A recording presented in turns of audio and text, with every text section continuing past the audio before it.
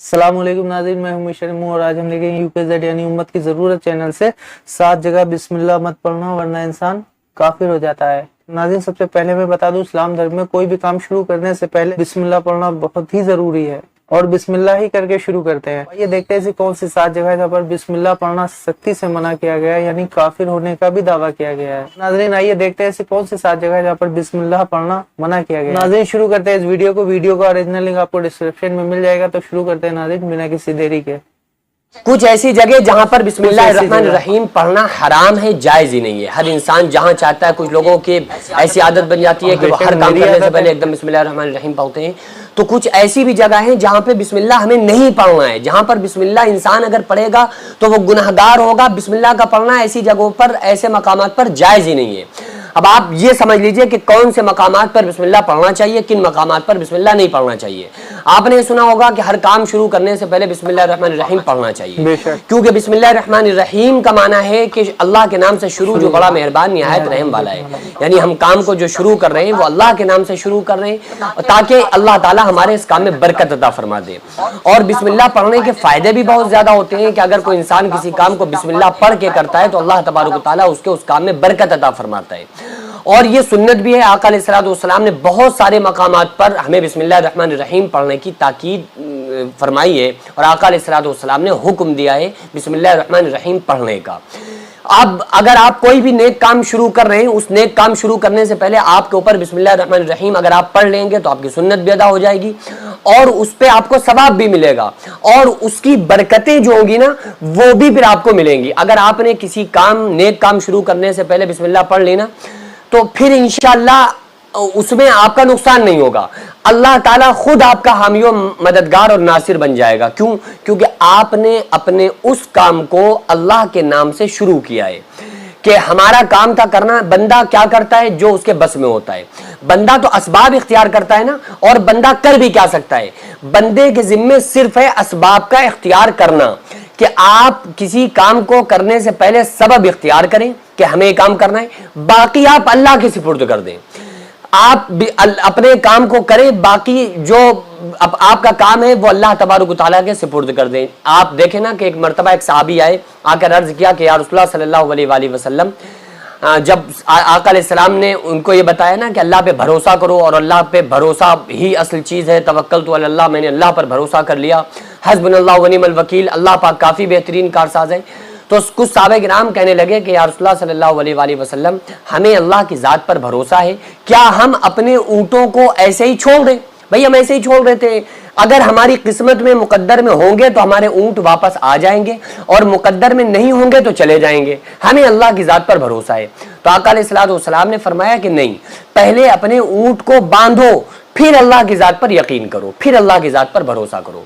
यानी हमारे जिम्मे के जो काम है ना वो हमारे ऊपर करना लाजिम है। असबाब का इनकार करने वाला जाहिल होता है। असबाब का इंसान इनकार नहीं कर सकता कि भाई नहीं हम तो हाथ पे हाथ रख के बैठ जाएंगे, अब अल्लाह खिलाए क्योंकि वो राज़िक है, वो हमें खिलाए। भाई आप अपने मेहनत कीजिए, आप असबाब इख्तियार कीजिए, फिर अल्लाह की ज़ात पर छोड़ दो। आप पहले जाओ मजदूरी पर, आप काम पर जाओ, आप बिजनेस करो, आप कारोबार करो, फिर अल्लाह की ज़ात पर छोड़ दो कि ऐ परवरदिगार आलम, अब हमारा जो काम था हमने कर लिया, आगे तेरी मर्जी है।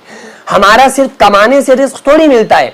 आपने कमाया, बस कमा के ले आए, उसके अलावा आप गौर कीजिए कि दाने को जमीन से निकाला किसने, उसके बाद फिर उसको गेहूं की शक्ल में, फिर वो आटे की शक्ल में बना, फिर वो रोटी बनती है, फिर वो रोटी बन के हम समझ रहे हैं हमारी सारी मेहनत से हो रहा है। हमने रोटी बनाई, रोटी बना के वो गोश्त या सालन या सब्जी या तरकारी हमारे सामने आई, उसके बाद हमने जैसे उसको बिस्मिल्लाहिर्रहमानिर्रहीम पढ़ के खाया ना, तो अब हमारी हलक पर बैठा हुआ एक फरिश्ता है, वो फरिश्ता अब अल्लाह से इजाजत मांग रहा है। यहाँ पे हलक में हमारी 2 नालियां होती हैं।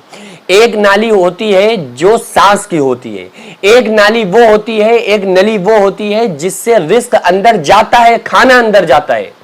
तो ये 2 नली बिल्कुल बराबर बराबर होती है और दोनों का एक ही छेद होता है, लेकिन अलग से जाके फिर वो डाइवर्ट हो जाती हैं, अलग अलग हो जाती हैं।